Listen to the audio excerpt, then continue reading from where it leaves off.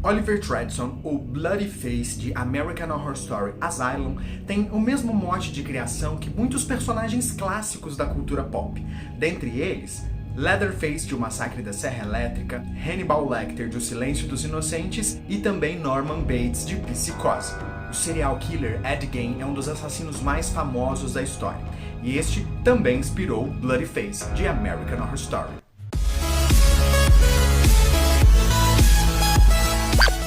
Seja muito bem-vindo ao Nerdoterapia, eu sou Cal Oliver, o seu nerdoterapeuta pessoal. No vídeo de hoje eu vou te contar a história do cara que inspirou a criação do Bloody Face de American Horror Story Asylum e também de American Horror Story 1984.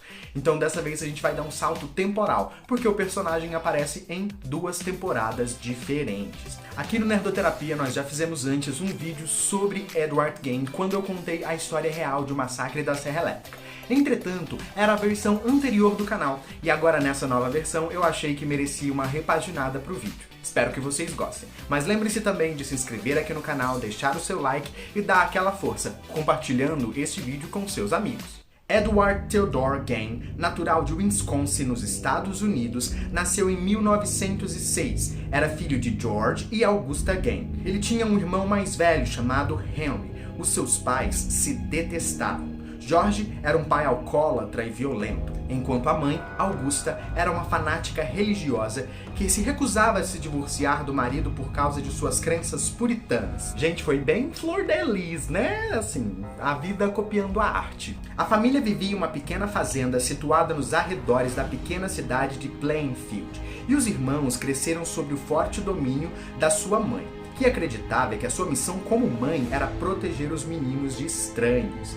Augusta só permitia que Ed e Henry saíssem de casa para a escola e colocou nos filhos a ideia de que o mundo exterior pertencia ao diabo e que todas as mulheres eram prostitutas. Como resultado, Ed se tornou um menino solitário, afeminado, e essas características fizeram com que essa criança sofresse muito bullying na escola.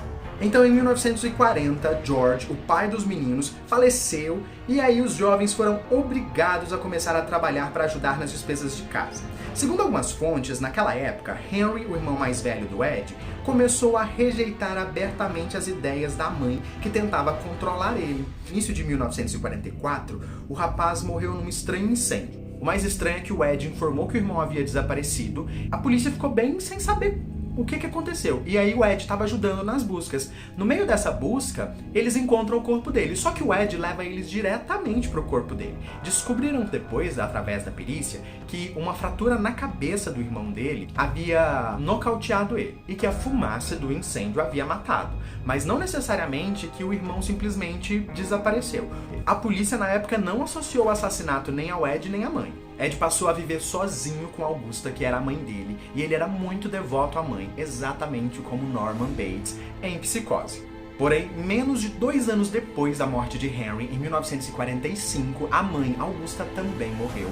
E aí o Ed ficou sozinho no mundo, e aí a coisa começa a desandar. Naquela época, alguns relatos dizem que o Ed começou a ler nos jornais as pessoas que estavam morrendo. E aquelas que eram parecidas com a sua mãe, ele desenterrava juntamente com um amigo chamado Gus, e ajudava a levar os corpos para sua casa em Plainfield. Além disso, ele furtava as lápides, violava sepulturas, sob o pretexto de realizar estudos científicos com o cadáver.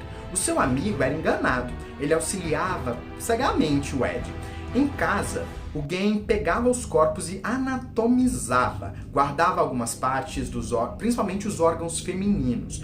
E posteriormente ele começou a remover a pele e começar a fazer roupas. Daí vem a inspiração toda que a gente vê em O Massacre da Serra Elétrica, porque é exatamente a prática que o Leatherface faz. Com esse estranho vestuário, vestia um velho manequim que possuía em seu quarto, vestia uma muda de pele e fazia um ritual bizarro com cantorias, pulos, danças ao redor da casa. Nos anos 2000, os mestres do horror se uniram para fazer alguns filmes, e dentre eles tem mais um dos filmes que é baseado na história do Ed Gein, que é O Maníaco. O Frodo sequestra gente, começa a colocar essas partes das mulheres que ele sequestra nesses manequins que dentro da cabeça dele toma vida. O Ed também inspirou essa história. Ed demonstrava um fascínio por genitálias femininas. Costumava retirá-las dos corpos furtados e rechear suas próprias calças com genitálias. Dizia que se sentia mulher quando vestia. sonhava em ter condições financeiras de um dia realizar um procedimento cirúrgico para trocar de sexo. Ed Gein passou a ser conhecido pela vizinhança como o estranho velho Ed. Mas acreditem, até essas práticas bizarras dele deixou ele entediado, e aí ele começou a agir de outra forma. Naquela época, o Gus havia sido internado em uma casa para idosos e passou então a traçar planos em sua mente, e a partir de agora ele começa a agir sozinho. Até aquela época ele era um ladrão de tumbas, só que agora é quando ele começa a fazer vítimas vivas. Mary Hogan foi sua primeira vítima. Foi assassinada com um tiro de calibre 32 na cabeça em 8 de dezembro de 1954. Gein pegou o cadáver da vítima e fez uma coisa surreal. Ele retirou, como de costume, a pele para depois vesti-la, decepou a genitália de Mary e pintou de prata, deixando exposta em uma caixa de sapatos. Ao continuar, separou os ossos e utilizou para a confecção de móveis de sua própria casa. Também separou algumas especiarias humanas para fritar e depois comer. Porque, se vocês se lembram, Leatherface participa de uma família de canibal e não é viagem na maionese, é real. Mary era muito parecida com a mãe do Ed. E a partir de Mary, Ed fez isso com dezenas de vítimas que até hoje ninguém sabe informar ao certo quantas foram as vítimas de Ed Gein. Suas práticas macabras só tiveram fim quando ele sequestrou a pessoa errada. Ele sequestrou a mãe do xerife local. Berenice Warden trabalhava em uma ferragem na cidade. Quando seu filho entrou na loja e encontrou rastros de sangue, verificou que no livro diário constava o nome de Edward Gein.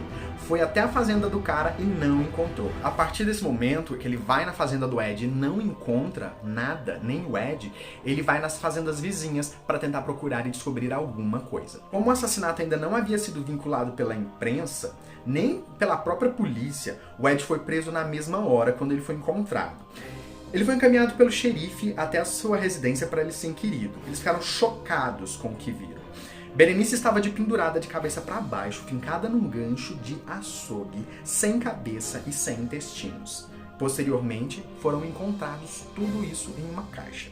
O seu coração estava separado em um prato sobre a mesa de jantar e os órgãos estavam em cozimento dentro de uma panela na cozinha. Então, assim, o próprio filho dela encontra o cadáver dela pendurado como se ela estivesse dentro de um açougue, de qualquer jeito. E quando a gente vê esse tipo de cena nos filmes do Massacre da Serra Elétrica, como, por exemplo, o Massacre da Serra Elétrica, o início, que o Leatherface coloca o cara no gancho, a gente acha que é muito pesado, né? Mas é real. Além disso tudo que eles encontraram no dia era bizarríssimo, era só o começo, porque tinha muitas outras coisas espalhadas na casa que eles começaram a encontrar. Eles começaram a chamar aquela casa de Casa dos Horrores de Ed. Eles encontraram uma caixa de sapato contendo vaginas, uma delas estava pintada de prata, e a gente sabe de quem era, né, porque foi o primeiro caso de sequestro do Ed. Havia poltronas, pulseiras, um terno, uma bolsa, uma bainha de faca, calças, cadeiras, camisas, abajures, sutiãs, tudo feito de pele humana. Um cinto confeccionado de mamilos, vários crânios, alguns enfeitando os pés das camas, servindo de prato, geladeira. Dentro da geladeira tinha órgãos humanos, lábios, outros pedaços humanos de pendurados em barbantes pelos corredores, máscaras feitas de faces humanas das mulheres assassinadas. Isso tudo servindo de decoração do quarto dele. Mesas foram feitas com ossos humanos, narizes, orelhas e órgãos espalhados pela residência. E dentro de uma caixa de aveia havia pedaços de cérebro. E aí, começou o julgamento do Ed. Gente, bizarrão. O julgamento começou no dia 21 de novembro de 1957. A Corte Judicial de Guadalajara, uma cidade próxima a Plainfield, que foi o lugar onde ocorreram os crimes, durante a solenidade, o Ed se colocou como não culpado. E ele alegou que ele era insano.